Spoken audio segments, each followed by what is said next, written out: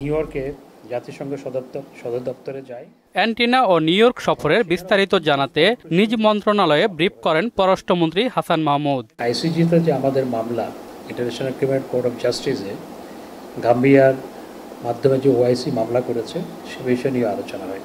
এক প্রশ্নের জবাবে বলেন, মালয়েশিয়ায় কর্মী পাঠানোর সময় বাড়ানোর বিষয়ে আলোচনা চলছে।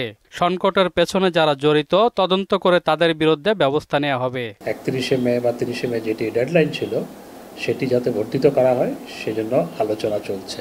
আর এই ক্ষেত্রে কাদের গাফিলতি ছিল সেটিও তদন্ত করে যথাযথ ব্যবস্থা গ্রহণ করা হবে। অন্য এক প্রশ্নে মন্ত্রী বলেন, সাবেক আইজিপি বেনজির আহমেদের দেশ ত্যাগে কোনো নিষেধাজ্ঞা নেই, তাই তিনি দেশের বাইরে গেছেন। কারোর উপর যখন দেশ ত্যাগে কোনো নিষেধাজ্ঞা না থাকে তিনি তো যে কোনো জায়গায় যেতেই পারেন। দুদক অত্যন্ত স্বচ্ছতার সাথে স্বাধীনভাবে কাজ করছে বিধায় এই বিষয়গুলো উঠে এসেছে। সরকার এই ব্যাপারে অত্যন্ত স্বচ্ছ এবং সরকারের অবস্থান অত্যন্ত পরিষ্কার।